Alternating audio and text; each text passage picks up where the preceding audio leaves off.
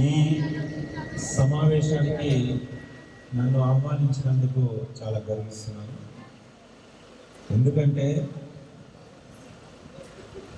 ఒక ప్రపంచ మేధావి యొక్క పుట్టినరోజుని ఘనంగా జరుపుకున్నటువంటి గ్రామస్తులందరూ ఈ కార్యక్రమానికి పరోక్షంగా ప్రత్యక్షంగా సహకరించినటువంటి వాళ్ళందరూ ఆయన యొక్క సిద్ధాంతాన్ని తమ గుండెల్లో పెట్టుకున్నటువంటి నాగిరెడ్డిగూడ గ్రామ ప్రజలు, ప్రజాప్రతినిధులు, వీరందరి యొక్క సహాయ సహకారాల వల్లనే ఈ ప్రోగ్రాం గొప్పగా జరుగుతుందని నేను అనుకుంటున్నాను.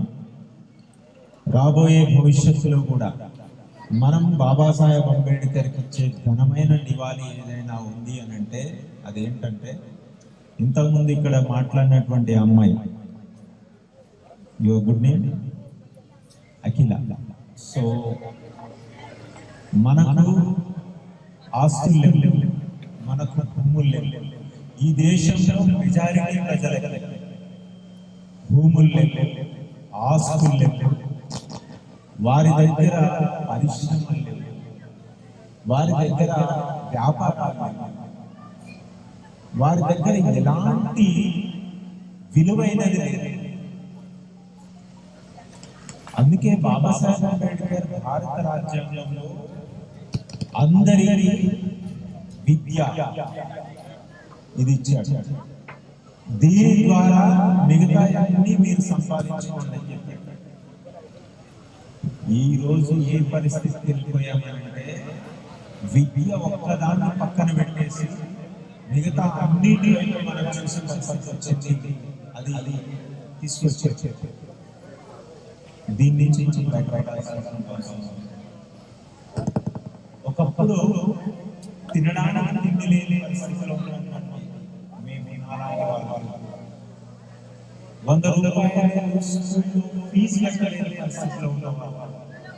ఈ రోజు నేను ఈ ఏరియా మోకిల సబ్ డివిజన్ ఒక 4 ఏరియా, మైనాబాద్, చిలుకూరు, శంకర్పల్లి, మోకిల 4 ఏరియాల పై అధికారిగా అసిస్టెంట్ డివిజన్ ఇంజనీర్గా ఈరోజు పనిచేస్తున్నాను. నా జీతం ఎంత తెలుసా? అక్షరాల 2,40,000. ఒకప్పుడు 100 రూపాయలు కట్టలేని పరిస్థితి నుంచి ఈ రోజు దాదాపు 3 లక్షలు సంపాదించే స్థాయికి రావడానికి కారణం బాబాసాహెబ్ రాసిన భారత రాజ్యాంగం ద్వారా వచ్చిన హక్కు, అది విద్య, చదువుకోవడం. చాలా నిరుపేద వచ్చినటువంటి నాలాంటి ఉద్యోగస్తులందరూ ఈ రోజు మీరు నిలవగానే ఇక్కడికి రావాల్సిన అవసరం ఇది చాలా ఇంపార్టెంట్. ఎందుకంటే తన యొక్క 4 పిల్లలు, తన భార్య, వీళ్ళందరూ చనిపోతున్నప్పటికీ తన భార్య చనిపోయే ఆ రోజుల్లో ఒక లెటర్ రాస్తుంది అమెరికాలో బాబాసాహెబ్ అంబేద్కర్. అయ్యా బాబాసాహెబ్, మన బిడ్డ ఇందు అనారోగ్యంతో బాధపడుతుంది, తనని హాస్పిటల్లో చూపించాల్సిన పరిస్థితి వచ్చింది. నా దగ్గర డబ్బులు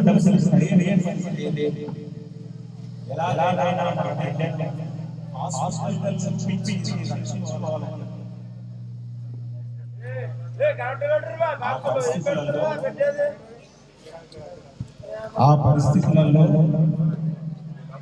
కానీ ప్రతి నెల నువ్వు 10 కిలోమీటర్లు పొయ్యి వచ్చి పిడకలమ్ముకొని సంపాదించిన సంపాదనలో కొంత ఇస్తేనే నేను ఈ అమెరికాలో కొంతవరకు చదవగలుగుతున్నా. ఒకవేళ నువ్వు ఆ డబ్బు పంపించకపోతే నువ్వు ఆ డబ్బుతో మన బిడ్డను రక్షించొచ్చుగాక, హాస్పిటల్కి తీసుకెళ్ళి రక్షించొచ్చుగాక. కానీ నువ్వు ఆ డబ్బులు ఇవ్వడం మానేస్తే ఇక్కడ నా చదువు ఆగిపోతుంది. ఇక్కడ నా చదువు ఆగిపోతే ఈ దేశంలో ఉన్నటువంటి కోటాను కోట్ల మన బిడ్డలందరూ కూడా అనాథలైతారు. నేను చదవకపోతే నేనే గనక ఈ ప్రజల కోసం కష్టపడి చదవకపోతే కోటాను కోట్ల బిడ్డలందరూ కూడా అనాథలైపోతారని చెప్పినటువంటి బాబాసాహెబ్ తన బిడ్డను, సొంత బిడ్డను కూడా చంపుకున్నాడు. ఈ త్యాగం చెప్పినటువంటి రాజకీయ నాయకులు ఎంతమంది? ఈ రోజు బాబాసాహెబ్ అంబేద్కర్ ఇచ్చినటువంటి ఓటు హక్కుని తమ గుర్తుల మీద వేయించుకున్నటువంటి నాయకులు ఎంతమంది బాబాసాహెబ్ అంబేద్కర్ త్యాగాన్ని మనం చెప్పారు. ఓటు హక్కే వద్దన్నటువంటి పరిస్థితుల నుంచి అందరికీ కులము, మతము, ప్రాంతము, డబ్బు, హోదా ఏది చూడకుండా అందరికీ సమానంగా 21 సంవత్సరాలు నిండిన ప్రతి ఒక్కరికి కూడా ఆ రోజుల్లో ఓటు హక్కు తీసుకొచ్చినటువంటి డాక్టర్ అంబేద్కర్ ఆయన యొక్క గొప్పతనం గురించి ఏ రాజకీయ పార్టీ, ఏ రాజకీయ నాయకులు ఇది చెప్పాలని మేము కోరుకుంటున్నాం. అన్ని రాజకీయ పక్షాలను, అన్ని రాజకీయ పార్టీలను, నాయకులను. ఎందుకంటే ఈరోజు మన బిడ్డలు బాగా చదివి పెళ్ళైన తర్వాత, ఉద్యోగాలు వచ్చిన తర్వాత, స్థిరపడ్డ తర్వాత తల్లిదండ్రులను చూసుకోవట్లేదు అని మనం మాట్లాడుతూ ఉంటాం. అంటే మనకి ఎవరైతే భవిష్యత్తునిచ్చిరో ఆ తల్లిదండ్రులను చూసుకోవట్లేదని మనందరం కూడా చర్చించుకుంటాం, బాధపడతాం. ఈ దేశంలో మెజారిటీగా ఉన్నటువంటి ప్రజలు, యావత్ శ్రామిక జాతులు, మొత్తం శూద్ర జాతులు, చాతుర్వర్ణ వ్యవస్థలో ఉన్నటువంటి బ్రాహ్మణ, క్షత్రియ, వైశ్య, శూద్ర, ఈ చాతుర్వర్ణ వ్యవస్థలో ఉన్నటువంటి యావత్ శూద్ర సమాజం, రెడ్డి, కమ్మ, వెలమతో సహా కలిపి బీసీలు, ఎస్సీలు, ఎస్టీలు, మైనారిటీలు, స్త్రీలు, వీళ్ళందరికీ తన యొక్క జ్ఞానంతో, తన యొక్క మేధాశక్తితోటి మెప్పించి ఒప్పించి తప్పనిసరి పరిస్థితుల్లో రాయబడినటువంటి భారత రాజ్యాంగం ద్వారా బాగుపడ్డటువంటి ఈ ప్రజలందరూ మరి డాక్టర్ అంబేద్కర్ గురించి చెప్పకపోతే ఎంత ద్రోహం అవుతుంది? కాబట్టి మేము ఒకప్పుడు ఉన్నటువంటి పరిస్థితి నుంచి ఈ రోజు ఒక ఉన్నతమైన స్థాయికి రావడానికి కారణం డాక్టర్ అంబేద్కర్. ఇది నేను ఒక్కనే కాదు చెప్పేది, సాక్షాత్తు ఈ భారతదేశ ప్రధానమంత్రి గారు నరేంద్ర మోడీ గారు ఆ యొక్క పార్లమెంట్ సాక్షిగా చెప్పినటువంటి మాటలు. బాబాసాహెబ్ అంబేద్కర్ రాసిన భారత రాజ్యాంగమే లేకపోతే నేను ఈ యొక్క డెమోక్రసీ ఆఫ్ టెంపుల్ ఆఫ్ డెమోక్రసీలోకి నేను ఎంటర్ అయ్యేటోని కాదని చెప్పింది. అందరు చెప్తున్నారు, కానీ ఆయన రాసిన రాజ్యాంగాన్ని తూచా తప్పకుండా అమలు చేయమని మేము కోరుకుంటున్నాం. ఆ అమలు చేయని పరిస్థితుల కారణంగానే 70 సంవత్సరాల స్వతంత్ర భారతదేశంలో ఇప్పటికీ ప్రజలు ఇట్లనే ఉన్నారు.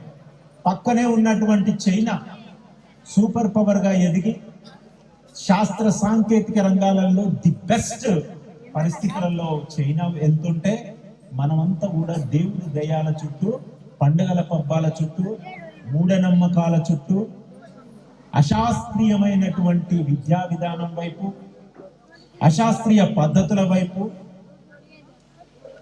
మత్తు పదార్థాల వైపు, మద్యం వైపు వెళ్తుంది. దీనికి కారకులు నేనా? వేదిక మీద ఉన్న వాళ్ళ, కింద కూర్చున్న వాళ్ళ, ఈ దేశాన్ని, ఈ రాష్ట్రాన్ని పాలించిన వాళ్ళు, పాలిస్తున్న వాళ్ళు. దీని నుంచి బయటపడేయకపోతే చాలా ప్రమాదం. అందరు అనుకుంటుండొచ్చు నేను ఒక్కరిని మంచిగా సంపాదించుకొని, చాలా బంగళాలు కట్టుకొని, ఆస్తులు సంపాదించుకొని చాలా గొప్పగా బతుకుతాను. చుట్టూ మొత్తం మురికి ఉంటే ఆ మురికి కూపంలో నీది ఎంత పెద్ద బంగ్లా అయినా కానీ చుట్టూ ఉన్నటువంటి మురికి నీకు ఎప్పటికీ దుర్గంధం వస్తూనే ఉంటుంది. గుర్తుపెట్టుకోవాలి, అందరం గుర్తుపెట్టుకోవాలి. అందుకే డాక్టర్ అంబేద్కర్ మాకు చెప్పిండు, చనిపోయే ముందు చెప్పినటువంటి మాటలు. ఆ రోజు ఉన్నటువంటి ఉద్యోగస్తులంతా కూడా అంబేద్కర్ ని చీఫ్ గెస్ట్ గా పిలిచి మీటింగ్ పెట్టారు. అయ్యా అంబేద్కర్ గారు, మీరు ఇచ్చినటువంటి హక్కుల వల్ల ఒకప్పుడు తినడానికి తిండి లేకుండే, మమ్మల్ని జంతువుల కంటే హీనంగా చూస్తారు, కానీ ఈరోజు ఉద్యోగాలు వచ్చి మేము కొంచెం తినగలుగుతున్నాం, మా పిల్లల్ని పోషించుకోగలుగుతున్నాం, మంచి ఇల్లు కట్టుకోగలుగుతున్నాం, సమాజంలో గౌరవం ఉంది, ఊర్లో పోతే నమస్తే కూడా పెడుతున్నారు అని చెప్పారు. ఆ చెప్పినటువంటి ఉద్యోగస్తులు ఇంకో మాట కూడా చెప్పారు. ఏం చెప్పారంటే, నా డిపార్ట్మెంట్లో నేను ఎస్సీ వాడిని కావడం వల్ల నన్ను పై ఆఫీసర్ ఇబ్బంది పెడుతుండు, యాజమాన్యం ఇబ్బంది పెడుతుంది, వాళ్ళు ఇబ్బంది పెడుతురు, వీళ్ళు ఇబ్బంది పెడుతురు, నా మీద కేసులు పెడుతురు అని వాళ్ళ సమస్యలు చెప్పి ఆ సమస్యల మీద కూడా ఆయన ఫైట్ చేయమన్నాడు. అప్పుడు అంబేద్కర్ ఒక మాట అంటాడు, నేను ఎంతో కష్టపడి ఒంటరి పోరాటం చేసి బ్రిటిషర్లతో పోరాటం చేసి 1930లోనే మీ అందరికి హక్కులు తీసుకొచ్చాను. అప్పటికి స్వతంత్రం రాలేదు. ఆ హక్కులు 1932లో కమ్యూనల్ అవార్డు పేరిట వస్తే ఈ దేశాన్ని పరిపాలించగలిగే స్థాయికి మీరందరూ వెళ్ళే పరిస్థితులను గాంధీ అడ్డుకున్నాడని చెప్తారు. గాంధీ నన్ను మోసం చేసిందని. గాంధీ మోసం చేసినా నేను బాధపడలేదు. బీసీల హక్కుల కోసం, స్త్రీల హక్కుల కోసం హిందూ కోడ్ బిల్లు నేను రాసినాను. బీసీల కోసం ఎన్నో చట్టాలను ప్రతిపాదించినాను. కానీ అవి చట్టసభల్లో వీగిపోయేటట్లు చేసి నెహ్రూ నన్ను మోసం చేసింది. కానీ నేను బాధపడలేదు. ఎందుకంటే వాళ్ళు ఆధిపత్య వర్గాల వాళ్ళు ఆటోమేటిక్గా నన్ను మోసం చేయడంలో తప్పేముంది అనుకున్నాను. చేస్తారు వాళ్ళు స్వతహాగా అనుకున్నాను. కానీ ఎవరి కోసమైతే నా పెళ్ళాం పిల్లల్ని చంపుకున్నానో, ఎవరి కోసమైతే నా యవ్వనాన్ని, నా యొక్క సర్వస్వాన్ని, నా యొక్క మొత్తం జ్ఞానాన్ని పెట్టి బ్రిటిషర్లని ఒప్పించి ఆనాడు హక్కులు తీసుకొచ్చి ఈ రోజు భారత రాజ్యాంగాన్ని రాసి మీకు ఇన్ని హక్కులు తీసుకొస్తే, ఆ హక్కుల ద్వారా లబ్ధి పొందినటువంటి ఈ ఉద్యోగస్తులంతా మళ్ళీ తమ పెళ్ళాం పిల్లలు తమ ఉద్యోగం గురించి మాట్లాడుతున్నారు, వాటి గురించి ఆలోచిస్తున్నారు. ఇక వీళ్ళు ఈ జాతులకి ఏం చేయగలరని బాధపడి కుమిలిపడి 1 సంవత్సరం తిరగకుండా చనిపోయాడు. అంటే ఎవరి మీదనైతే తనకు ఆశలు ఉన్నాయో, ఆ ఆశలు ఎవరి మీదనైతే డాక్టర్ అంబేద్కర్ పెట్టుకున్నాడో, అడియాశలు చేసినటువంటి ఉద్యోగ సమాజానికి మేము ఆ తప్పు చేయకూడదు. అందుకే నాకు 2006లో ఉద్యోగం వచ్చింది. మొదటి పోస్టింగ్ భువనగిరి. ఆ రోజు నుంచి ఈ రోజు దాకా డాక్టర్ అంబేద్కర్ చెప్పినటువంటి మార్గాన్ని ఎక్కడ వదలలేదు. ఆయన చెప్పినటువంటి మార్గంలో వేలాది మంది ఉద్యోగస్తులని ఆయన చేయమన్న పోరాటంలో భాగస్వాములను చేశాను, భవిష్యత్తులో కూడా చేస్తాను. ఇది మనం చేయాల్సినటువంటి అసలైన నివాళి ఎవరి స్థాయిలో వాళ్ళు. ఇది చేయకుండా జై భీమ్ నినాదం అంటే చాలా పొరపాటు. ఇవి మాట్లాడకుండా మనం అంబేద్కర్ ఆశయాలు వర్ధిల్లాలంటే చాలా పొరపాటు. ఇప్పటికీ కూడా బీసీలలో, ఎస్సీలలో, ఎస్టీలలో, ఈవెన్ ఆధిపత్య కులాలలో ఉన్నటువంటి చాలా మంది కూడా నిరుపేదరికంలో, విద్య సరిగ్గా అందరి పరిస్థితులలో, వైద్యం సరిగ్గా అందరి పరిస్థితులలో ఉన్నారు. దానికి కారణం మనమే. ఎందుకు మనం వేసేటటువంటి ఓటు మనం పాలకులను చేస్తున్నాం. ఆ పాలకులు మినిమం చేయాల్సినటువంటి భారత రాజ్యాంగం ఇచ్చినటువంటి రక్షణను కూడా అందించలేకపోతున్నారు. కాబట్టి మిత్రులారా, ఎవరి స్థాయిలో వాళ్ళు ఈ భారత రాజ్యాంగాన్ని రక్షించే పని పూనుకోకపోతే రాబోయే కాలంలో మనం బానిసలుగా బతకడానికి సిద్ధం కావాలి.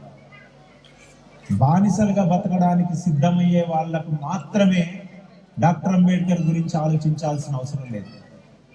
ఈరోజు గ్రామాల్లోకి గాంజా వచ్చేసింది. గ్రామాల్లోకి ఒకప్పుడు సారా భయంకరంగా ఉంటే దూబగుంటలో ఒక ఉద్యమం మొదలైంది, సారా వ్యతిరేక ఉద్యమం. అది సారాని నాశనం చేసింది. సారా కంటే 1000 రెట్లు పవర్ఫుల్ అయినటువంటి గాంజా ఇలాంటి మత్తు పదార్థాలు ఈ గ్రామాల్లోకి వచ్చినాయి. ఎవరు దీనికి కారకులు?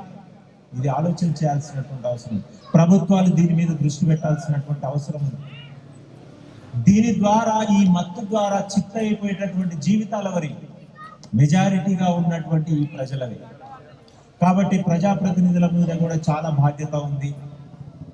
బాబాసాహెబ్ అంబేద్కర్ జయంతులు, వర్ధంతులు చేయడం అంటే పూలదండలేసి, అది ర్యాలీలు తీసి, బాజా భజంత్రీలు, సౌండ్ సిస్టమ్ పెట్టి ఊరేగడం అనేది ఒక సాంప్రదాయంగా చాలా విలేజ్లల్లో, చాలా పట్టణాలల్లో జరుగుతూ ఉంది. దాన్ని నాగిరెడ్డిగూడ ప్రజలు బ్రేక్ చేస్తారని నేను అనుకుంటున్నాను. డెఫినెట్గా ఈ ఊర్లో నుండి ప్రతి ఇంటి నుంచి ఒక అఖిల లాంటి అమ్మాయి రావాల్సినటువంటి అవసరం ఉంది. అనర్గళంగా అన్ని భాషల్లో మాట్లాడగలిగి ఎంతో పరిజ్ఞానము జ్ఞానాన్ని సంపాదించుకోగలిగి ప్రపంచంలో ఏ దేశానికి పంపించినా గాని తన జీవితం తను జీవించ భారతమాత కన్నా అతిపెద్ద దేశభక్తుడు ఎవరన్నా ఈ భారతదేశంలో మొట్టమొదటి వాడు ఉన్నాడంటే అది బాబాసాహెబ్ అంబేద్కరే. ఈ విషయం ప్రతి ఒక్కరికి చెప్పాల్సిన అవసరం మనందరి మీద ఉందని తెలియజేస్తూ నాకు ఈ అవకాశం ఇచ్చినందుకు మీ ఆర్గనైజర్స్ అందరికీ ధన్యవాదాలు తెలియజేస్తున్నాను. జై భీమ్, జై భారత్.